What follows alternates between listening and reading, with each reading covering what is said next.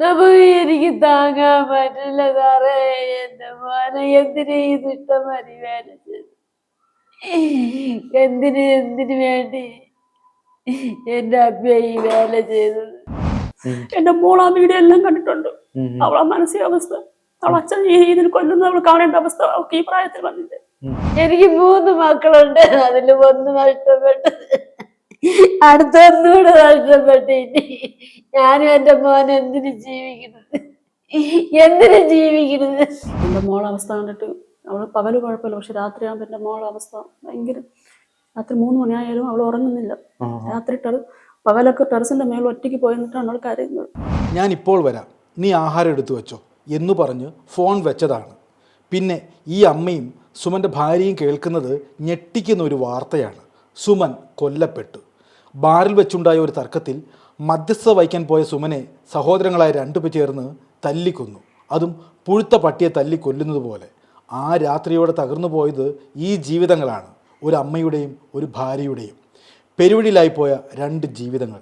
ഇനി എങ്ങനെ മുന്നോട്ട്? ആ ചോദ്യത്തിന് ഇവരുടെ മുമ്പിൽ ഇപ്പോഴും ഉത്തരമില്ല. എൻ്റെ ചേച്ചിയുടെ മകനാണ്. ചേച്ചി 8 മാസമായപ്പോൾ അവൻ്റെ അമ്മ മരിച്ചു. പിന്നെ അതിനുശേഷം ഞാനാണ് വളർത്തുകയും അവൻ്റെ എല്ലാ കാര്യങ്ങളും നമ്മളാണ് നോക്കി വരികയൊക്കെ ചെയ്തത്. ഇവിടെ വീട്ടിൽ തന്നെ ഉണ്ടായിരുന്നു. 2 ആഴ്ച കൊണ്ട് വീട്ടിൽ തന്നെ ഉണ്ടായിരുന്നു.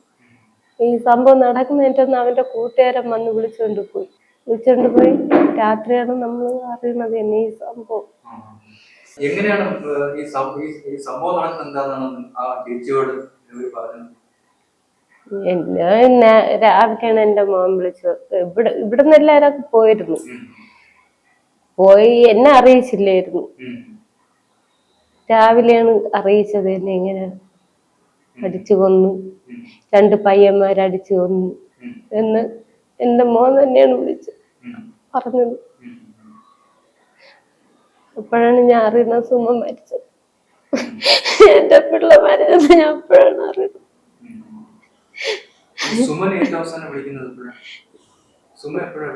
സുമനെ ഞാൻ 9 മണി മുതൽ വിളിക്കുകയാണ്.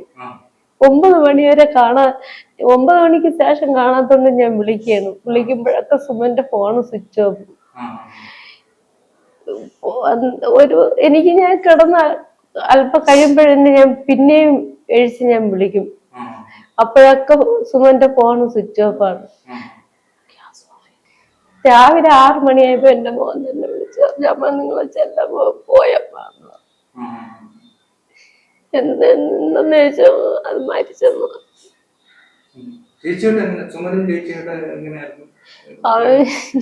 എനിക്കത് പറയാൻ ബാക്കിയാണില്ല. എന്റെ സുമനെ പറ്റി പറയാൻ എനിക്ക് ബാക്കിയാണില്ല.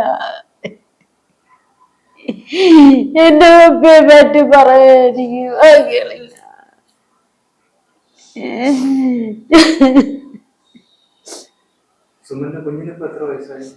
6 വയസ്സായി.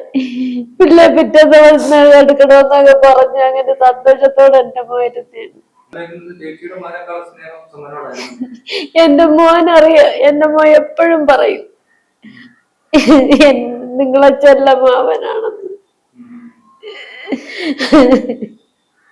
എന്റെ മോൻ ഇനിയില്ല.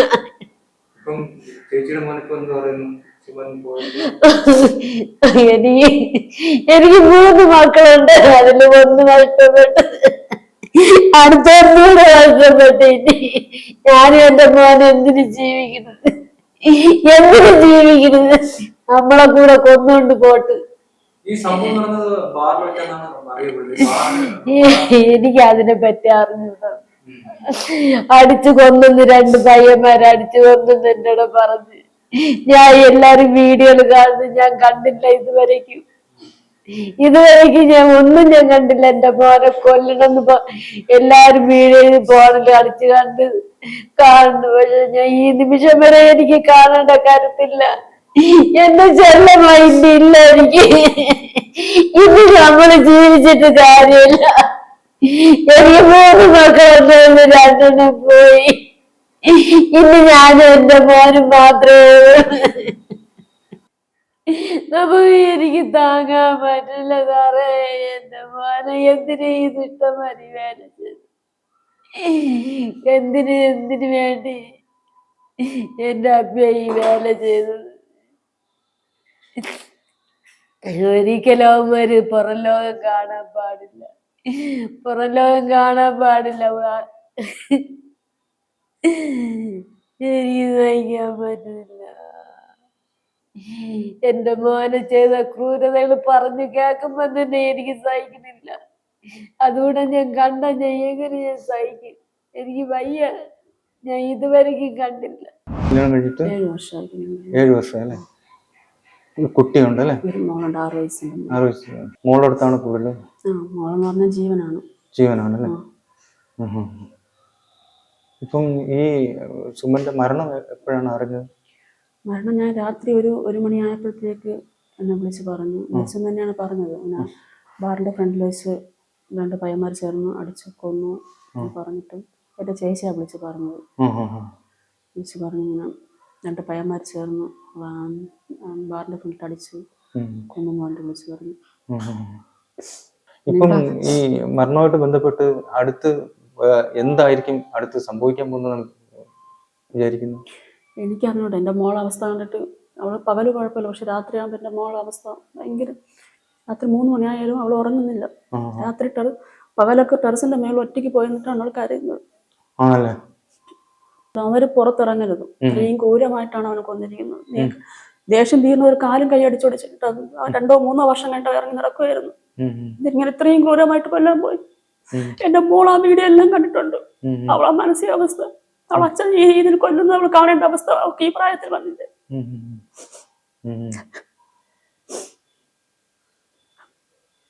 അവളുടെ അടുത്ത് ചോദിച്ചു, അമ്മ അച്ഛൻ എങ്ങനെയാ മരിച്ചെന്ന് ചോദിച്ചു. ഞാൻ പറഞ്ഞു അച്ഛൻ ആക്സിഡന്റ് ആയിട്ടാണ് മരിച്ചെന്ന് പറഞ്ഞു. അച്ഛൻ ആക്സിഡന്റ് അല്ലല്ലോ, 2 മാമന്മാർ ചേർന്നിട്ട് എന്റെ അച്ഛൻ അടിച്ചു കൊന്നതല്ലേ എന്ന്. അതിനുള്ള മറുപടി എനിക്കില്ല അവൾക്കടുത്ത്. എന്റെ കൊച്ചു മോന്റെ അടുത്ത് അവൾ ചോദിക്കുന്നു, ചേട്ടന് അച്ഛനുണ്ടാകട്ടാ, എനിക്ക് അച്ഛനില്ല. അവളെന്നെ പറയുന്നു, ഞാൻ ഇനി വലുതാവണത് വരെ അച്ഛനില്ലാതല്ലേ അമ്മച്ചി നടക്കേണ്ടത്. ഞാൻ പറഞ്ഞു അമ്മയ്ക്ക് അച്ഛനില്ല മുത്തേന്ന് പറഞ്ഞു. അപ്പൊ അമ്മയുടെ അച്ഛൻ ഇപ്പോഴല്ലേ മരിച്ചത്, എന്റെ അച്ഛൻ ഞാൻ ചെറുതായപ്പോഴേ അച്ഛൻ മരിച്ചില്ലേ, ഇനി എനിക്ക് വലുതാവുമ്പോഴും അച്ഛനില്ലല്ലോ.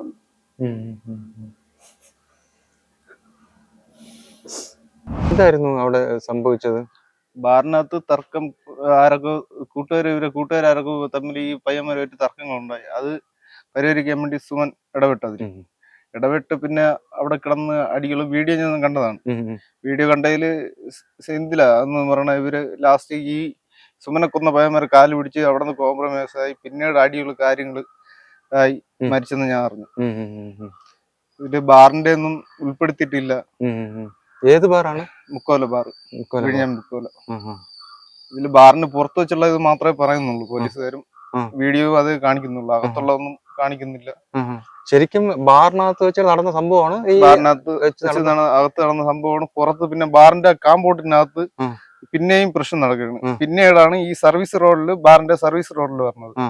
ഇവര് ഈ സർവീസ് റോഡിന്റെ ഇത് മാത്രമേ ഈ കേസിൽ പറയുന്നുണ്ട്, വേറൊന്നും ബാറിനെ കുറിച്ചോ ബാറിന്റെ സ്റ്റാഫുകളോ ഇവനെ അടിച്ചപ്പോ അവിടെ നോക്കിക്കൊണ്ടിരുന്നാണ് പറയുന്നത്. അവർക്കൊക്കെ രക്ഷപ്പെടുത്താൻ വരുന്നു എന്നാണ് ആ വീഡിയോ കണ്ടപ്പോഴും പറയണത്. ഇത്രയും പേര് വീഡിയോ ഒക്കെ എടുത്ത് ഒന്ന് അടിച്ചപ്പം ഈ ചവിട്ടുന്ന സമയത്ത് മൂക്കിൽ പിടിക്കാൻ ഇങ്ങനെ പോണത് പിന്നെയും ചവിട്ടയാണ്. പിന്നെയും ഇവന്മാര് കേസ് പേടിയില്ല, നിയമം പേടിയില്ല എന്നും പറഞ്ഞ് ഇവനെ ക്രൂരമായി മർദ്ദിക്കുകയും എല്ലാം ചെയ്യുകയാണ്. ഇവിടുത്തെ നിയമത്തെ പേടിയില്ലാത്തോണ്ടാണ് ഇവര് ചെയ്തത്. അങ്ങനെ പിന്നെ മരിച്ചെന്ന് അറിഞ്ഞ് അവിടെ നിന്ന് പോയി. എഫ്ഐആറിൽ ബാറിന്റെ പേര് ഉൾപ്പെടുത്തിയിട്ടില്ല. ഞാൻ ആട്ടോ ഓടിയിട്ട് വന്ന് ഇവിടെ ഒരു 10 കിടന്ന് ഒരു 12 മണി കൂട്ടുകാരൻ വിളിക്കുന്ന ആക്സിഡന്റ് പറ്റി വിഴിഞ്ഞത്ത് വെച്ച് ആള് മരിച്ചെന്ന് പറഞ്ഞു.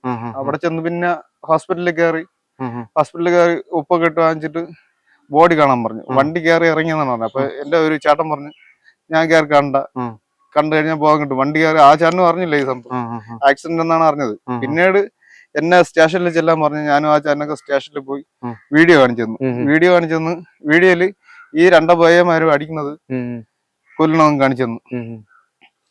ഇവന്മാരെ ശിക്ഷിക്കുമെന്ന് പറഞ്ഞോളൂ ഈ കോടതി. അതെന്താണ് സംശയിക്കുന്നത്? ഞാൻ മിക്കരും പറയണ 90 ദിവസം കഴിഞ്ഞ് ജാമ്യം കിട്ടും, പിന്നെ അവന്മാര് ഇറങ്ങും. ഇത് കേൾക്കുന്ന നമുക്കൊരു സങ്കടവും കാര്യങ്ങളും ഉണ്ട്. അവനൊരു കൊച്ചുണ്ട് 6 വയസ്സായ മോള്, പിന്നെ ഒരു ഭാര്യയുണ്ട്. അതിന്റെ കാര്യമൊക്കെയാണ് കഷ്ടത്തില്. അവനെ അടിച്ചിട്ട് പിന്നെയും ഇട്ട് ചവിട്ടുകയാണ്. നിയമം പേടിയില്ല എന്ന് പറഞ്ഞുകൊണ്ടാണ് ചെയ്യണത്. ഈ നിയമത്തെ പേടിയില്ല എന്നും പറഞ്ഞുകൊണ്ട് ചെയ്യണം 2 പയ്യന്മാര്. അവര് പറയണ അവന്മാര് മദ്യപിച്ചിരുന്നു. മദ്യപിച്ച ഇത്രയും ഓർമ്മയോടെ അവന്റെ അനിയനെ വിളിച്ചു വരുത്തി, അവന്റെ സഹോദരനെ വിളിച്ചു വരുത്തിയാണ് ഈ ചെയ്യണത്. ഇതിന്റെ പിന്നിൽ ആരോ ഉണ്ടോന്ന് അറിഞ്ഞൂടാ, എങ്കിലും ചെയ്തത് അതിക്രൂരമായ ഒരു ഇതായിപ്പോയി.